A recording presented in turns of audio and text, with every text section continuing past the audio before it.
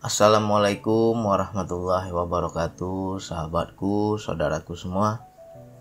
Gimana kabarnya? Mudah-mudahan selalu dalam kebahagiaan, lahir dan batin. Amin ya Allah. Selalu happy ya, selalu tenang. Amin ya Allah. Jadi kita bagi-bagi cerita lagi nih. Kalau videonya panjang ya mudah-mudahan tetap sabar menyimak ya. Ambil pelajaran pelan-pelan, diulang-ulang lagi ya. Lancarnya kaji karena diulang. Kita harus sering-sering mengulang ini. Jadi ini ada sebuah pertanyaan dari sahabat kita, dari Pak Hasrin Rangga ya. Assalamualaikum Bang Andi, nama saya Hasrin dari Sultra. Mau tanya, apa nafsu dengan setan sama? Mohon pencerahannya. Waalaikumsalam warahmatullahi wabarakatuh. Terima kasih Pak Asrin, pertanyaannya bagus nih pertanyaannya. Kita kaji pelan-pelan ya. Mudah-mudahan Allah lancarkan lisan ini sehingga ilmu Allah, kalam Allah itu mengalir ya. Sehingga kita mendapatkan ilmunya. Amin ya Allah. Memang diantara kita mungkin bingung ya, antara nafsu dan setan itu sama nggak bang? Ya. Jadi kita harus pahami dulu hakikat nafsu itu apa. Jadi silakan nanti dibuka di Al-Quran, Quran surat Yusuf ayat 53 ya. Ini ayat favorit saya nih, sering saya kaji, sering saya pelajari. Ayat ini menceritakan kisah Nabi Yusuf yang digoda oleh Zulaikha ya. Diajak berzina ya kan.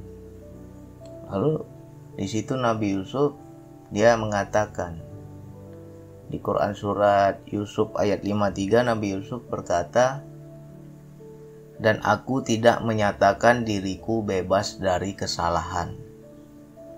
Karena sesungguhnya nafsu itu selalu mendorong kepada kejahatan. Kecuali nafsu yang diberi rahmat oleh Tuhanku. Sesungguhnya Tuhanku Maha Pengampun, Maha Penyayang. Jadi dari ayat ini kita harus pahami bahwa hakikat nafsu itu pasti buruk. Nggak ada nafsu yang baik. Ya. Seperti apa nafsu yang baik? Nafsu yang baik atau nafsu yang dirahmati itu maknanya adalah dilemahkan. Sejatinya nafsu itu selalu mengajak kepada kejahatan, mendorong kepada kejahatan. Apapun bentuk nafsunya. Ya. Jadi kalau inti dari nafsu itu dorongan untuk mengajak kepada keburukan, mengajak kepada kejahatan, itu namanya nafsu. Dari mana bang nafsu itu? Ya dari diri kita sendiri. Ya. Nah ini Nabi Yusuf menjelaskan nafsu atau dorongan dari dirinya. Dia mengakui, aku gak lepas dari kesalahan. Aku tidak menyatakan diriku bebas dari kesalahan. Karena sesungguhnya nafsu itu selalu mendorong kepada kejahatan.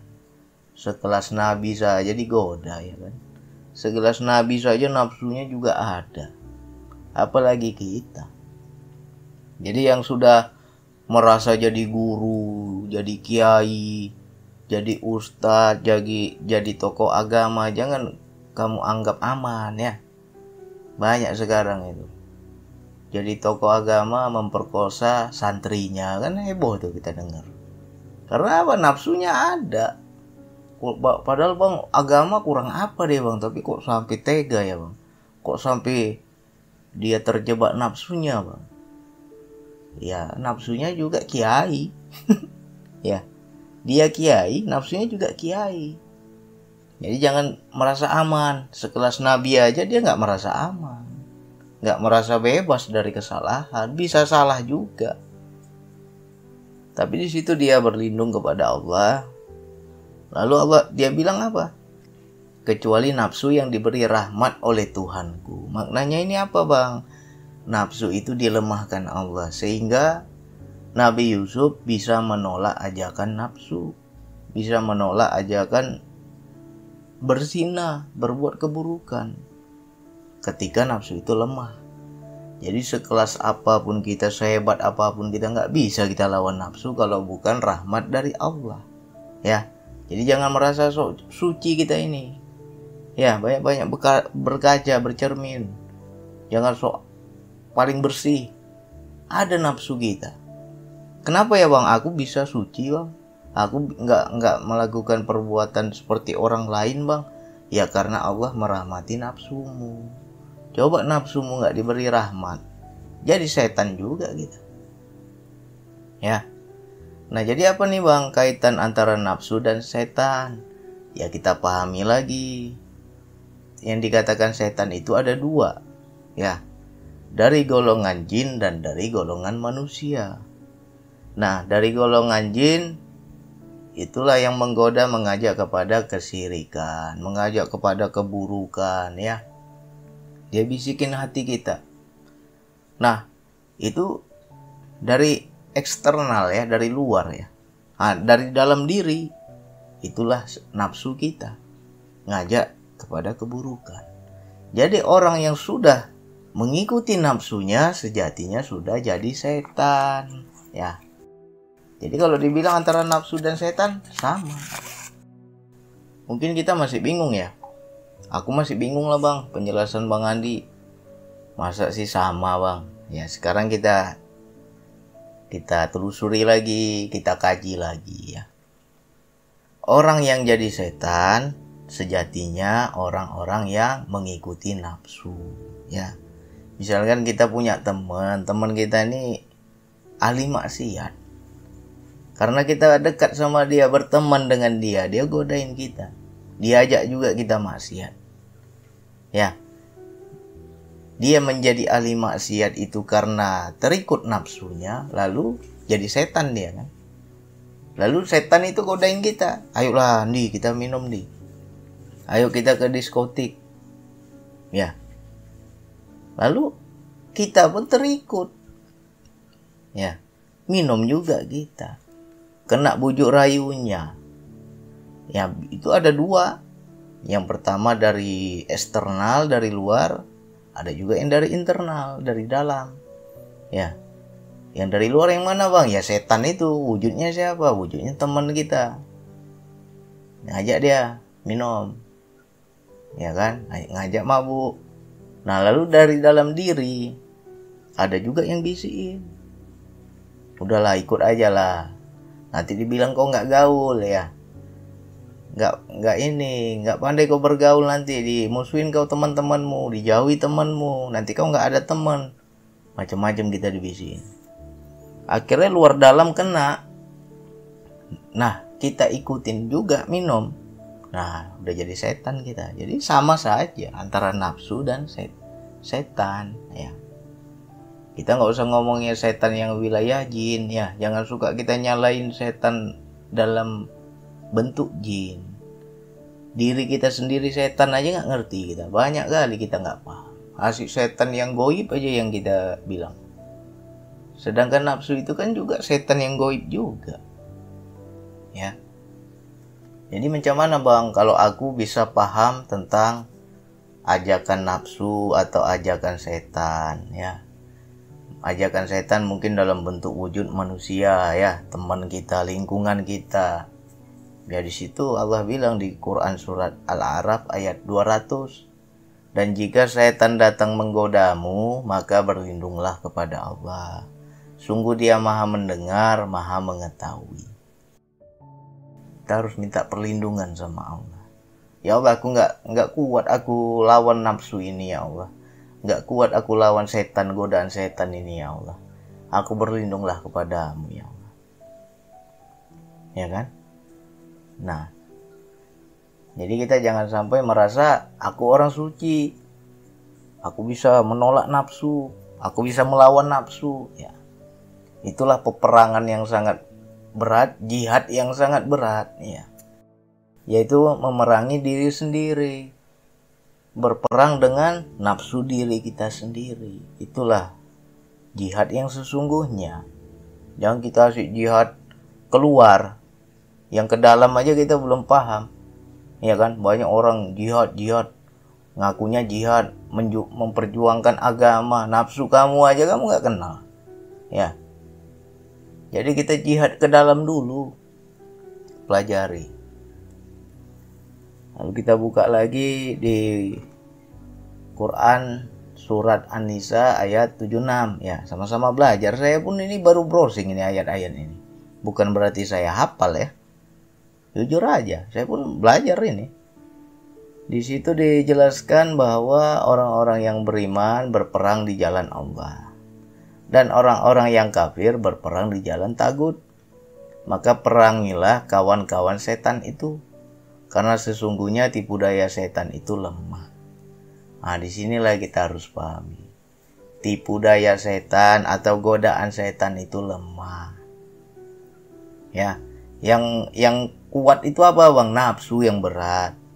Kalau tipu daya setan itu lemah. Cuman terkadang kita dari luar dulu nih, digoda dari setan yang di luar. Baru nafsu juga bicara dari dalam. Jadi luar dalam kena kita, makanya di situ kita lemah pertahanan kita. Ya. Jadi berperang di jalan Allah itu bukan perang sesungguhnya, harus dipahami. Ya kan? Perangi dulu dirimu sendiri. Nafsumu, setan dalam dirimu. Itu kita harus paham. Banyak dalam kehidupan, mungkin kita kalau memerangi hawa nafsu atau setan di dalam diri atau bisikan di dalam diri, mungkin kita bisa tolak ya. Tapi cobalah, bisa nggak kita perangi kawan-kawan setan itu, kata Allah. Ya, bisa nggak kita perangi? Berapa banyak orang melakukan keburukan karena tergoda oleh bujuk rayu setan, dan dia nggak tahu itu setan, ya kan? Nggak kenal dia itu setan, kesannya baik padahal setan. Jadi sini kita belajar mengenal. Bagi teman-teman yang sudah belajar zikir nafas, insya Allah akan memahami wilayah nafsu. Ya, sini saya buka. Kenapa ya bang? Zikir nafas duduknya itu harus duduk timpu. Biar kita itu bisa mendengar bisikan nafsu. Ya kan? Lalu apalagi aturan dalam zikir nafas? Nggak boleh bergerak sedikit pun. Ya, biar apa? Biar kita mengenal dan memahami siapa yang berbicara. Nah, dalam DN itu ketahuan semua. Mungkin teman-teman pernah merasakan tapi nggak paham bahwa itu dorongan nafsu. Contoh, duduklah kita berzikir, ya kan? Duduk timpu atau duduk iftiros, ya. Lagi kita duduk itu tiba-tiba udah karena kelamaan sakit kaki kita. Pasti ada bisikan, udah. Cukup zikirmu, sudahi saja zikirmu, jangan kau lanjut lagi, kakimu sudah sakit, nggak usah kau paksa. Akhirnya apa? Berhenti kita zikir. Karena apa? Kalah kita dengan rasa sakit di kaki. Sebenarnya itu ada bisikan. Kalau kita paham, ya, nafsu itu menghalangi kita berzikir. Ya, apalagi contoh yang lain, digigit nyamuk, kita lagi zikir nafas, gatel pula pipi kita digigit nyamuk, atau tangan kita digigit nyamuk, gatel kan? Udah tepuk itu nyamuk, jangan kau diam aja, udah banyak darahmu dimakannya itu. Ya, udah banyak darahmu disedot itu. Mengganggu dia itu, tepuk nyamuknya. Akhirnya kita tepuk nyamuk itu. Akhirnya apa? Bergerak, kita nggak masuk kita ke jiwa karena bergerak. Gagal zikir kita. Kalah kita sama nyamuk, iya kan? Sebenarnya dalam dalam berspiritual itu ada makna. Disitulah teman-teman bisa mendengarkan bisikan nafsu. Bang, aku diem aja bang, kepalaku banyak kali suara, banyak kali bisikan, banyak kali dorongan. Ada yang ngomong ini, ada yang ngomong itu. Awal-awal mungkin kita terganggu. Ya. Nah, kenali itu satu persatu. Kenali satu persatu. Ini yang ngomong siapa? Dorongannya ke arah yang baik atau ke arah yang buruk, ya. Nah, jadi jangan sampai kita mengaku aku udah belajar kenal diri, kenal Allah bang.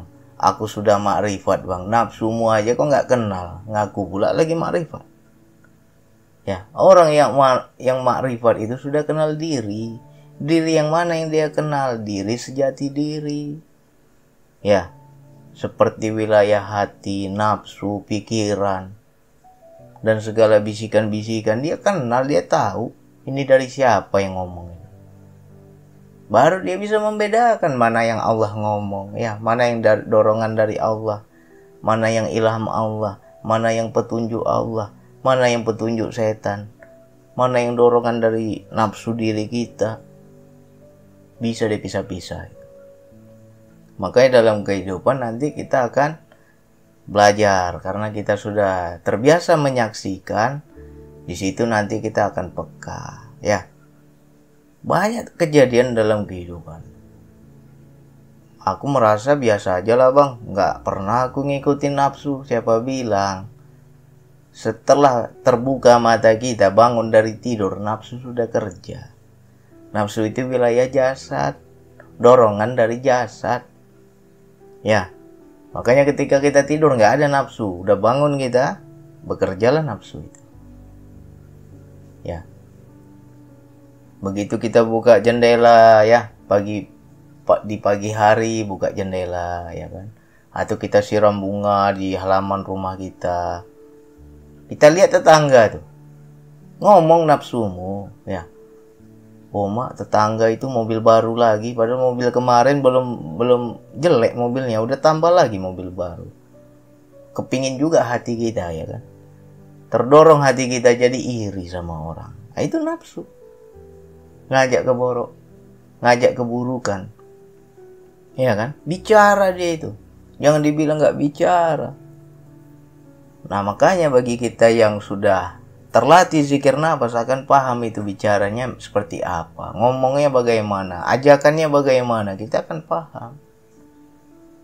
Contoh lagi. Pergilah kita makan, ya. Makan kita di lesehan atau kita makan di warung makan, datang pengamen, datang pengemis, ngomong lagi nafsumu, ya, gak usah kau kasih itu pemalas itu, badan sehat, badan gemuk, gak ada cacat, tapi minta-minta, ngemis-ngemis, gak usah kau kasih. Ya, dihalanginya kita berbuat kebaikan. Tapi bagi orang yang bisa membaca, di situ dia ada interaksi. Interaksinya bagaimana, ya? Jangan-jangan ini Allah yang suruh dia datang ke sini. Allah mengingatkan saya untuk bersedekah. Karena saya dalam 1 bulan ini udah jarang saya sedekah. Bisa jadilah dengan perantara pengamen ini, perantara pengemis ini. Itulah cara Allah mengingatkan saya untuk bersedekah. Sekarang tanya diri kita. Ya, banyak kan orang yang bilang, bang, aku kalau yang datang betul cacat bang, baru ku kasih bang. Tapi kalau sehat minta-minta, malas aku kasih bang. Nah, sekarang kita tanya, dalam 1 bulan berapa kali kau sedekah? Udah hebat kali sedekahmu itu. Udah sering kau sedekah. Nah, begitu datang pengamen, datang pengemis, berat kita nolong karena kita masih melihat wujud rupa, masih melihat fisik. Ya, tertipu kita dengan nafsu. Ya, kalau istri nggak kasih, saya marah. Nggak usah kasih bang, sehat gitu kok, ngapain kita kasih? Saya tanya, kau dalam sebulan berapa kali kau sedekah? Udah hebat kali sedekahmu itu. Udah sering kau sedekah? Kasih. Jangan hitung-hitungan, jangan lihat fisiknya. Ini cara Allah. Disuruhnya kita berbuat baik, perantara mereka. Walaupun kesannya mungkin mereka itu pemalas, tapi anggap saja bahwa ini cara Allah menegurku untuk bersedekah. Ya, bisa dihitunglah sedekah kita dalam sebulan. Belum banyak kali sedekah kita. Tapi ketika Allah mengingatkan dengan makhluknya, kau datang ke meja dia itu, minta kau sama dia. 2.000 perak aja berat kita. Banyak begitu kan. Nah, itu terjadi dalam hidup nafsu bicara. Nah, ketika kita nggak apa ya, nggak paham mana yang benar, mana yang salah ya. Kita nggak paham, kita diajak yang buruk ya. Ya udah jadi setan kita. Ya. Udah jadi setan. Nah, setan ini juga banyak macam. Bisa dari dalam diri, bisa dari sekitar kita, orang-orang terdekat kita. Ya. Makanya banyak itu terjadi dalam kehidupan. Misalkan ada seorang anak yang hendak memberi uang kepada orang tuanya. Ya. Suami memberi uang kepada orang tua. Akhirnya apa? Istrinya marah, mengamuk. Akhirnya takut dia sama istri, nggak berani dia kirim ke orang tuanya. Padahal orang tuanya butuh. Ya. Sejatinya kok udah kalah sama setan. Ya. Jadi jangan sampai ketika banyak di kehidupan istri atau menantu itu nggak cocok sama orang tua. Karena nggak cocok dia hasut suaminya, sehingga si suami ini jadi durhaka sama orang tua. Ya kan? Itu satu kejadian. Ya makanya kita juga sebagai laki-laki juga harus paham ya. Jangan hanya orang tuamu saja kau kirim, kau bantu, tapi orang tua istri kau nggak peduli. Kalau seandainya kita berat sebelah, nggak ada keadilan, ya wajar istri kita marah. Kenapa kau kirim orang tuamu aja? Ya. Jadi harus adil. Sehingga nggak berat sebelah dan nggak ada lagi terhalangi untuk berbuat kebaikan. Nah, pelajarilah tentang nafsu ini. Yang ngerinya itu ya setan yang dalam wujud manusia. Ya, selama ini kita bilang, bang, aku digoda setan begini begitu. Ya, paling lemah itu ya. Lemah itu godaan setan dalam bangsa jin ya. Tapi kalau godaan setan dalam bangsa manusia, yaitu yang banyak orang jadi zalim, orang jadi maksiat, orang jadi durhaka kepada Allah ya. Nah, jadi kita harus paham. Kan banyak tuh di kehidupan. Diajak kita mencuri, nggak mau mencuri, dimusuhi kita satu kantor ya kan. Karena di kantor itu sudah terbiasa mencuri. Ya kan? Begitu kita jujur nggak mau mencuri, dimusuhi kita. Nah, itulah sejatinya berperang di jalan Allah. Ya, kau takut dimusuhi atau kau takut sama Allah?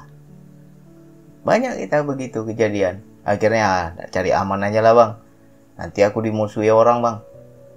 Akhirnya ngikut juga mencuri kita. Korupsi juga kita. Ya kan? Gak berani kita tegakkan kebenaran. Ya kalah kita sama setan yang wujudnya manusia. Ya. Jadi belajar kita tuh jangan hanya sekedar kenal diri, kenal Allah, ngaji diri. Ya. Coba itu wilayah nafsu itu dipelajari. Tiap hari dia bicara, bisa nggak kita dengar? Tiap hari dia ngajak, bisa nggak kita paham? Tiap hari dia mendorong, mengajak keburukan, bisa nggak kita nolak? Ya kan? Nah, makanya jangan kita merasa bisa menolak. Harus ingat Allahnya, sadar kepada Allahnya. Ya Allah, dorongannya berat ya Allah. Nafsu mengajakku begini, mengajakku begitu. Aku mohonlah kepadamu ya Allah. Aku berlindung kepadamu ya Allah. Rahmatilah nafsuku. Nanti turun rahmat Allah. Dirahmatinya nafsu kita jadi lemah. Sehingga kita bisa menolak ajakannya. Ya. Dalam kehidupan pelajari. Ngomong dia. Makanya kita banyak-banyak mengkaji diri. Ya. Banyak-banyak berzikir. Jangan hanya sekedar zikir tuh nyebut saja. Hanya mendawamkan kata berulang-ulang saja. Tapi nggak paham itu. Di sebalik sensasi rasa yang kita alami itu juga ada pelajaran. Ya kan? Banyaklah. Kita lagi zikir, rupanya anak kita nonton TV, besar pula suaranya itu kan. Marah kita. Nafsu itu.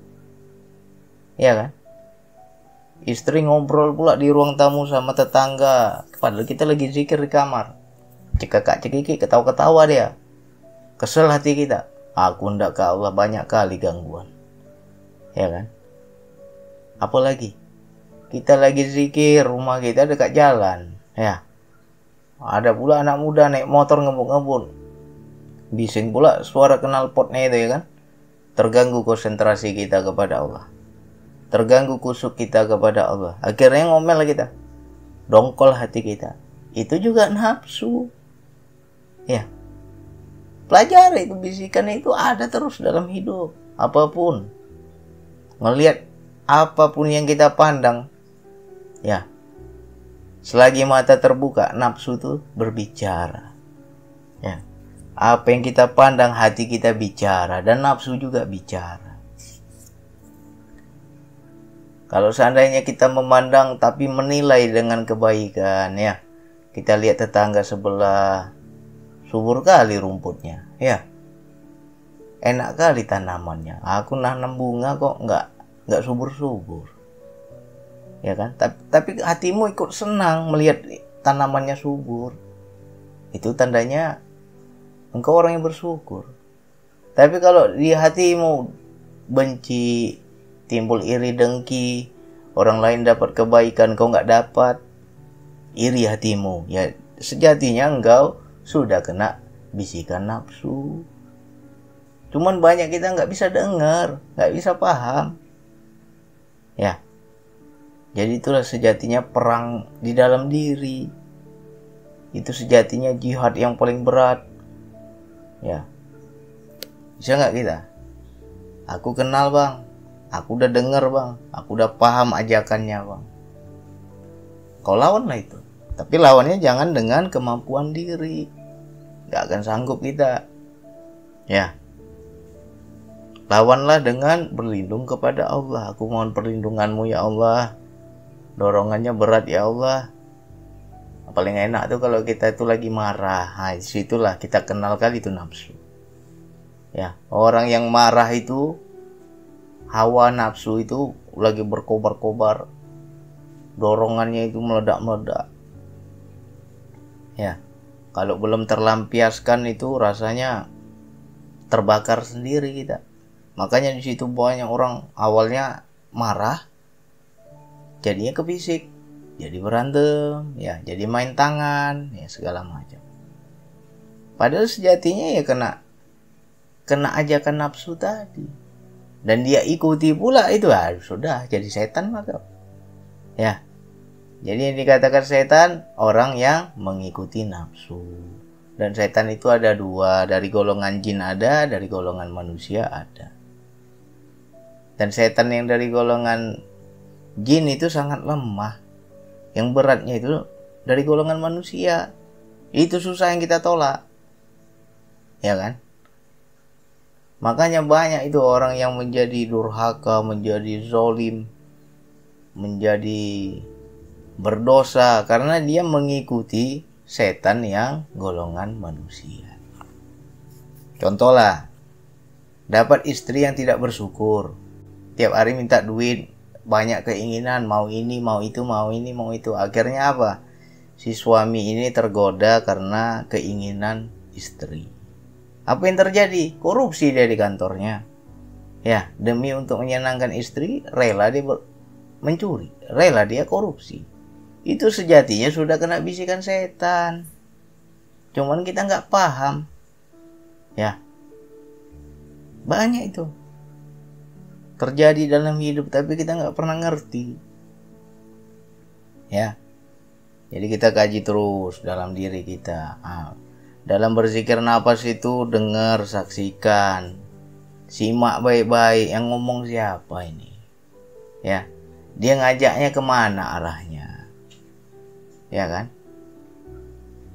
Nah, sering itu kaki kita udah pegel, gatel ya, rasanya mau garuk aja. Berhentilah DN kita jadinya. Jangan masuk-masuk kita ke jiwa. Gagal kita mendekat kepada Allah. Ya. Jadi bagi teman-teman dan saudaraku semua, kuatkan DN-nya, kuatkan zikir nafasnya. Coba di situ saksikan. Ya. Saksikan segala bisikan, saksikan segala ajakan, pahami arahnya kemana. Oh, ini ajakannya buruk, pahami. Dan wilayah nafsu ini juga bertingkat-tingkat, ya. Kalau orang yang memang dasarnya tukang durhaka, dia ngajaknya yang buruk-buruk, ya kan? Kalau ahli maksiat itu nafsunya ngajaknya yang buruk-buruk. Tapi kalau kita nggak mempan nih, diajak yang buruk nggak mempan, diajak lagi yang jahat-jahat nggak mempan, kita nolak lah, kuat kita kan. Nah, setan nggak tinggal diam, ya. Setan yang dari bangsa jin itu nggak tinggal diam, dia akan bisikkan di hati kita kebaikan. Engkau sudah soleh, engkau sudah suci, engkau sudah mulia, ya. Akhirnya sama aja kita kayak iblis, merasa lebih baik daripada orang lain, ya kan? Banyak seperti itu, terpleset kita, kesannya baik padahal buruk, ya. Karena kalau kita diajak yang buruk, kita udah hafal, oh ini buruk, ini setan nih, nggak mau aku ikutin.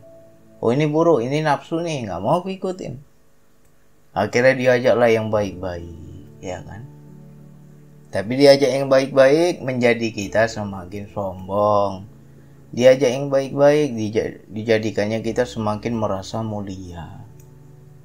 Nah, di situ terpleset kita, ya. Jadi jangan merasa aman, ya. Untuk orang-orang soleh, orang suci, jangan sok suci, ya.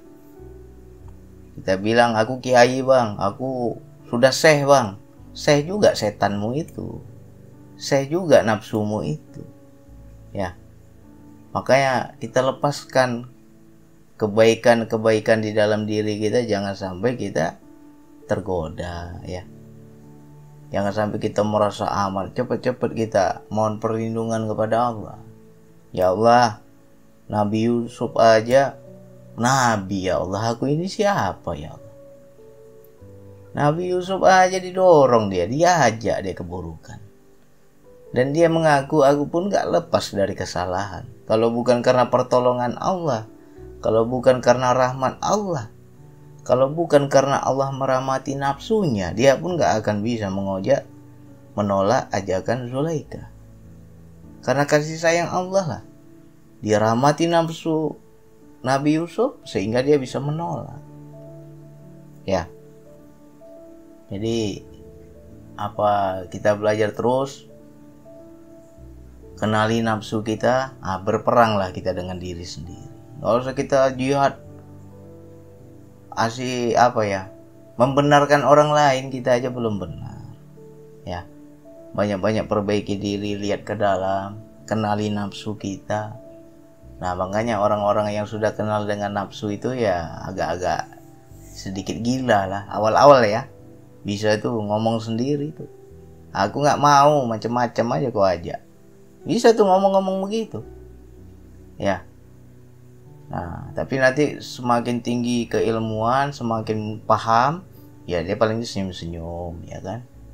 Nggak lagi dia terucap seperti itu, karena kalau terucap ya dianggap gila kita sama orang, ya.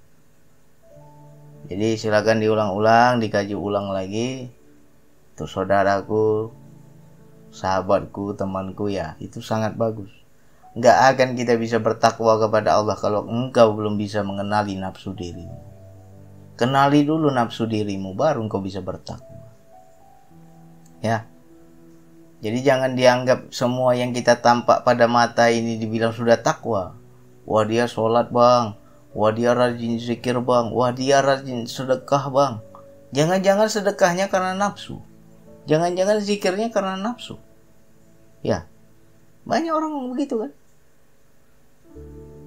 rajin sedekah biar dianggap dermawan, ya kan nafsu itu. Itulah yang dibilang diajak jahat nggak mempan, diajak baik, tapi jadi setan juga kita, ya. Jadi jangan sampai kita melihat ketakwaan itu dari segi zahir aja, jangan sampai tertipu. Harus batinnya itu yang bersih, harus batinnya itu yang kenal dia nafsunya, Makanya seperti Rasulullah bilang, aku nggak akan ngomong kalau bukan dari tidaklah aku mengatakan dari nafsuku, kata Rasulullah. Ya, lupa saya ayatnya itu. Aku tidak akan mengatakan mengikuti nafsuku. Berarti kan Rasulullah kenal nafsunya, cuman kita ini jarang diajarkan tentang nafsu. Ya, berarti Rasulullah itu nggak akan ngomong kalau itu nafsu. Dan semua yang keluar ya petunjuk, betul-betul yang dari Allah dorongannya, bukan dari dirinya. Karena apa? Dia sudah kenal. Nah, kita inilah belajar. Mudah-mudahan kita pun bisa mengenal seperti itu. Ya, silakan diulang-ulang lagi. Nanti perhatikan ketika kita zikir nafas, perhatikan.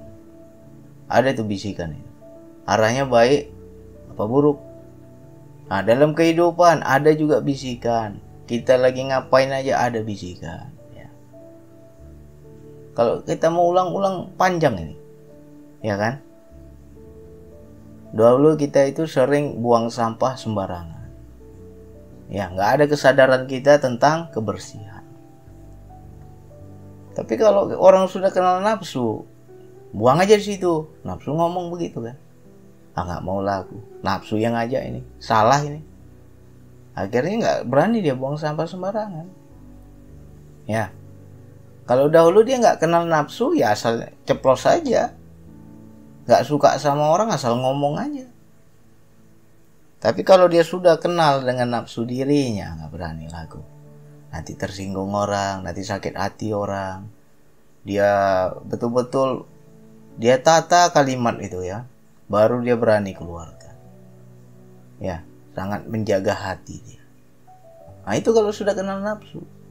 Jadi nggak akan kita bisa takwa kalau nafsu aja nggak kenal. Ya, takwa yang sebenar takwa ya, bukan hanya takwa zahir. Oke, hanya itu yang bisa saya sampaikan. Wassalamualaikum warahmatullahi wabarakatuh.